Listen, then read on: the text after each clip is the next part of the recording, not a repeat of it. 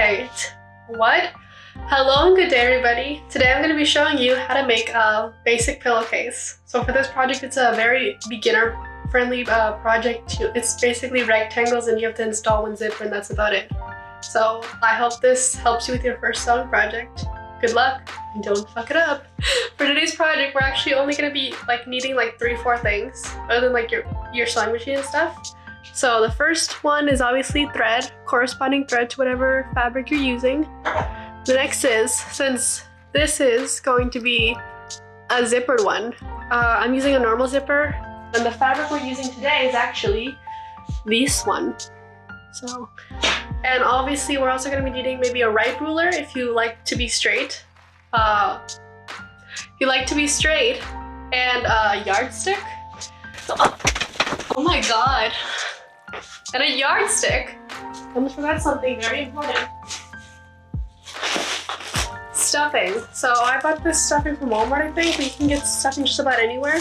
And then I almost forgot, so there's one last piece to actually do installing a zipper, and that is, there is this little thing called a zipper foot, and you need a separate sewing machine foot so you can get very close to the edges. The first step of this entire process is going to be to use a right ruler to create your shape. So I ended up making mine 16 by 16 and I did this using a right ruler. This was the easiest thing to do, but you can make it whatever shape you want. Square, rectangle, depends on what you want. Okay, so next we're also going to be pinning. So for my pins, I actually like to go vertically first and then I like to go horizontally. And we're going to sew one of the sides down first, and that's going to be our zippered portion of it. Okay? Capiche? Okay, so once we have sewn that line through, we're now going to be ironing it down and pressing the seam open. Nice and flat. And we're going to be pinning the zipper, the thing used to zip it up and down, face down. And for the zipper teeth, depending on what kind of zipper you have, whether it's a normal zipper or an invisible zipper, the teeth for a normal zipper go inside. For an invisible zipper, you want the zipper teeth to be facing you. And to sew the zipper, you actually do need a separate foot. I have mentioned this earlier, but you need a zipper foot.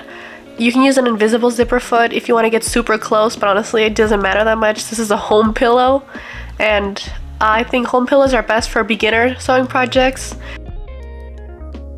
Anyway, after you've sewn the majority of your zipper on, you want to move the zipper, the thing that goes up and down. I forgot the name of it. You want to move it so you can get to the other portion of it. And definitely do pivot. Now that you've seam ripped it open, you can now see your zippy thing. I'll find the name for it. And watch it open up. Okay, so after you've completed the tearing open and reveal of the zipper, we're going to basically sew everything up. So when you are actually doing all the pinning, make sure to have the zipper open so you can stick your hand in there. One of the hardest things to do is to actually you trapped yourself basically. Don't do that, but pin the entire pillowcase together. Okay? Did my voice crack? Shit. Okay, bye-bye. Okay, so after you've done the entire pinning portion of it, it's time for the easiest part of the project. The hard part was the zipper.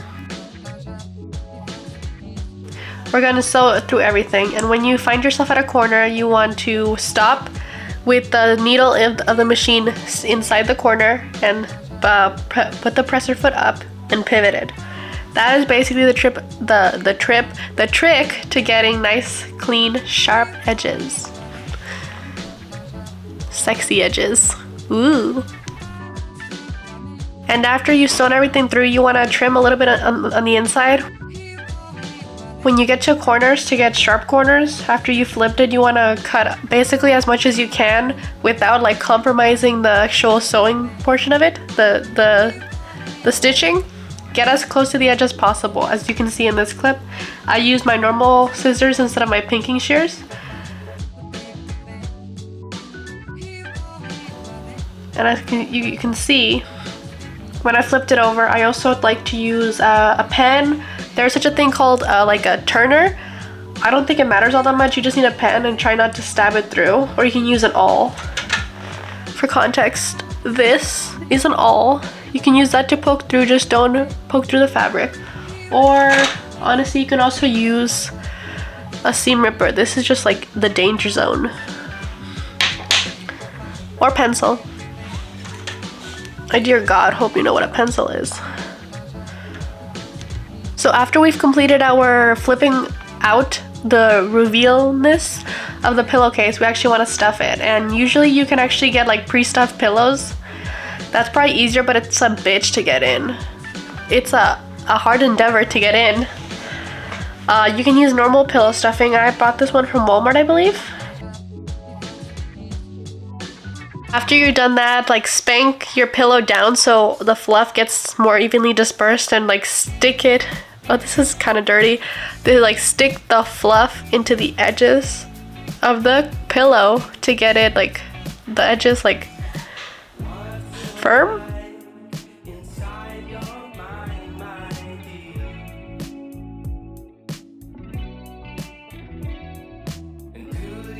After you've done that, marvel at yourself. Marvel at yourself. Like you would in a mirror at the creation of your pillow, and look how comfy it looks on that beautiful couch. Wow.